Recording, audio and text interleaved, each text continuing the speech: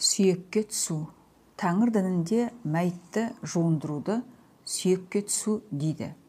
Тәңір дінінде жуындырғанда берілетін суды мейрам су дейді. Сүйекке түс көнеден келе жатқан тәңір ілімінің дәстүрі. Сүйекке түсу қазақ ұлтына тән ерекше өнер, жоғалып барады. Өмірден озған кісіні жуындырып, арулап шығар.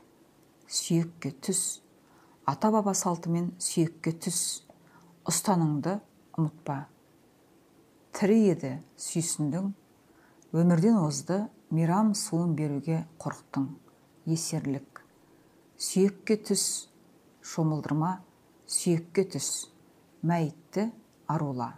Аруақ қуансын. Сүйекке түс. Ақтық су бер. Ақтыққа ұра. Ақымға сал. Ақыретке жіберде ал ақ. Ақ бар де бетіңді сипап, әуминде жамандық жоқ болсын. Жүрегіңді басып өмінде, Құдай өмініп, бақыт пен денсаулықтың шуағына бөлен. Ұқ, ал ақ, ақ бар, ғылым тілімен возьми клетку, клетка есть делінетін Тәңір дінінің ұлы сөз тіркесі. Ұқ, ал ақ, ақ бар деп қайта-қайта айтып жүр. Сонау заманда жібек жолымен жүрген не бір саудагер, не бір тарихшы, не бір әулие бұл сөзді естіген, қайталаған, сөз болмысын өзгерткен. Қазір басқаша айтылады. Білсең, айтшы. Мерей мейрам суын беру. Мәйіт оңаша бөлмеде тақтай не шиден жасалған таза нәрсенің үстіне қойылып, о аруақ, сенің құзырыңда болған дененің сауабына сүйекке түсіп, ақтық мейрам суын беріп жуындырдым, алдынан жарылқасын деп бәйіт айтылады.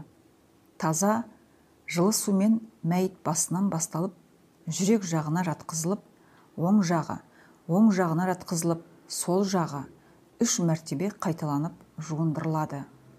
Мәйітті отырғызып, қарнын басады. Андық-мұндық шықса, тағы жуындырылады.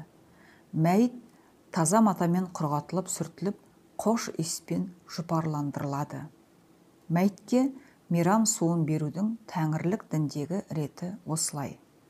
Мәйітті киіндіру. Бірінші, симақ көйлегі кигізіледі. Екінші, разы ораны оралады. Үшінші, алпаға оралып, ашылып кетпес үшін бас аяғы бері байланады. Айналасы қош иісті шөптермен көмкеріліп, андық-мұндық иістен сақтандырылады. Мәйітті ақтыққа орап киіндірудің тәңірлік діндегі реті осылай. Тоқтар Бейсенбинов, Ақиқат кітабы, 278 бет.